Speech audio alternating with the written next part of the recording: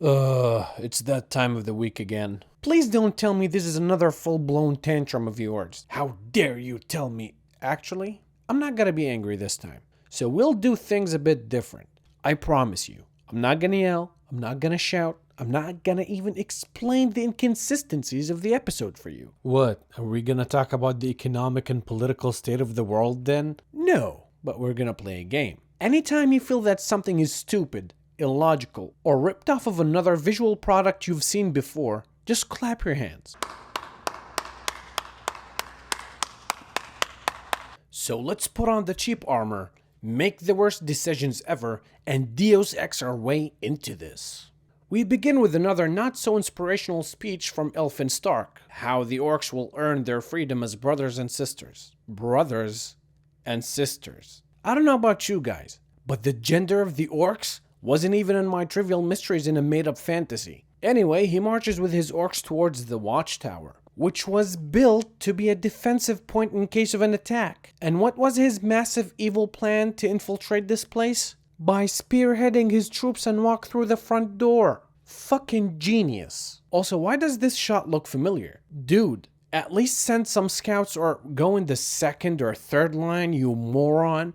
Because all it takes now is one arrow to your armorless body and your whole army falls apart. But never mind, because the dumbasses left the perfect defensive spot. Except for Discount Legolas, who's gonna shoot the only strap holding the tower together. Because, watchtowers were designed to be taken down by one flaming arrow. So Discount Legolas goes full Crouching Tiger Hidden Dragon and escapes to regroup with the villagers who teleported out of the tower. Now the villagers are gonna set up barricades and defenses in the village, which is accessible from all sides. And the buildings are made from wood and thatch. As much as I'd like to, I want to point out much more stupid fuckery, but I made you a promise. Out in the sea, ironically enough, Isildur's getting humble lessons from the most arrogant bitch to ever exist.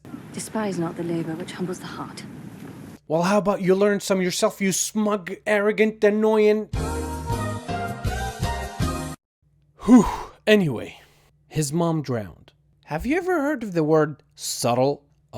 Yes, and don't talk to me because it's taken me a great deal to confine my fucking anger. Maybe I should try and release some of my anger by breaking stuff like Arondir in this scene. By the way, he's trying to break the sword MacGuffin just like Gimli in... never mind. I shouldn't tell you because I made you a promise. Cue in some more cringy dialogue and a romance so forced that it makes laws in China look like YouTube recommendations. And now, it's time for the big bombastic battle that took $1 billion and 2/3 of a season to build up. Will it be the epic showdown we were promised? Will it be hordes of orcs versus a smaller but braver force in an iconic landmark? No.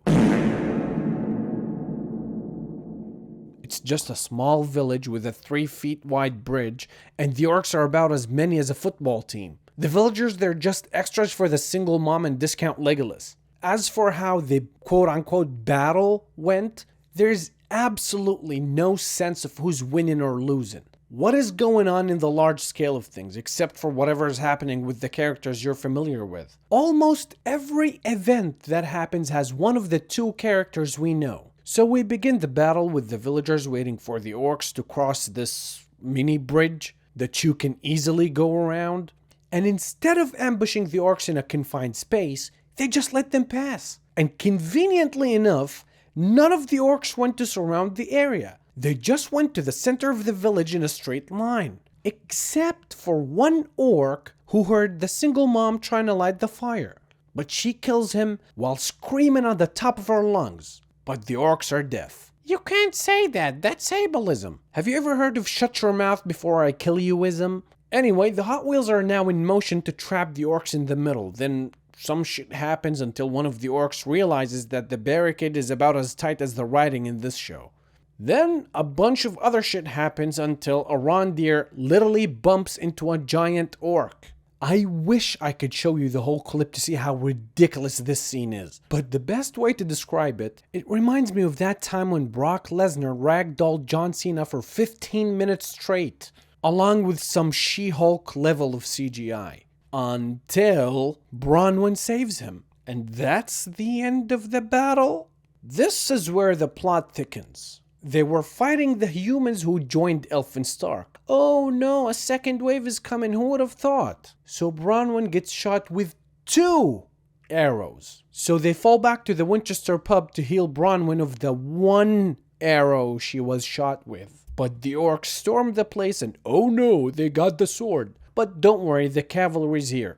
I mean the shitty version of the cavalry. Wait, how did they get here? Good question, sir, but we'll get back to it. You have my word on this one. The Númenóreans show up right on time to save the day. You realize that the orcs have to stand in a perfect line for this to work. Nah, never mind. Oh, how can I forget? Make way for the chosen one, Neoladriel. Look how cool she is. She even pulls that shit twice. Even Arondir's happy she's here. Oh no, Elfin Stark is running away with the MacGuffin. Go get him, girl. But Sauron teleports in front of him and he falls off his horse. And here, I'm gonna stop for a moment. I'm about to break my oath of not explaining the episode. Well, you already did that. You're giving me Elrond vibes. Fuck. You got me good there. And I can do nothing but respect that. Anyway, the gist I got from this scene was they knew each other, but they were pretending they didn't. I can't explain why, but that's how I feel. So Sauron tries to kill him, but Galadriel stops him in the last moment. In the interrogation room, Elfin Stark says he killed Sauron. I do not believe you. Neither do I, Galadriel. Perhaps we should bring our prisoners into the sunlight. And even if it takes me all of this age, I vow to eradicate every last one of you. Slow the fuck down, honey. What next? You're gonna grow half a mustache and get a red armband? But oh no, she's gonna kill him, but Sauron stops her at the last moment. Like, motherfucker, I thought you needed him. And what I feared, unfortunately, happened. In this scene, I was about to give him $100 and point him to the nearest Motel 6. And now, how can I not talk about this? Look, we have not 1, but 2 girl bosses. I mean, the feminism of this scene was so vibrant that I felt it's gonna come out of the screen and bitch slap my male privilege out of me. But one thing I noticed here. How is Bronwyn walking around okay? Right, she's a woman. So the queen tells her that she brought them the king that was promised. On the other hand, the MacGuffin is passed around from Galadriel to Arondir to Theo, who then finds out it was replaced. But where could it be? It appears the old man took it to activate the master plan of Elfin Stark. His master plan was to release the river into a volcano which will become Mount Doom. So the mountain erupts, and the party's spoiled, and everyone ran away except Galadriel because she can shrug it off. And the episode ends. Now, before I go into rage mode, I want to say a few good things. First of all, no Harfucks, which is fine by me. And to focus on one plot is definitely a good choice. Not because they were smart enough to gauge the narrative, but because the battle took much more time than it was supposed to. And that's where my compliments end. Now for the real meat of the episode, this is the best and worst episode so far. It fixes one problem, but comes up with 100. First of all, none of the decisions made in this episode make a shred of sense. Why would you leave the tower and go to a village that is impossible to defend? Why would the orcs approach the village from one side only? Why would the giant orc have no weapons? Why would no one open the wrap and check what's inside?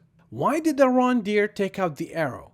Why are they trying to turn Galadriel and Sauron into forbidden love? When will I fucking die? How does time pass in this show? When the sun was rising, the Númenóreans were in the sea.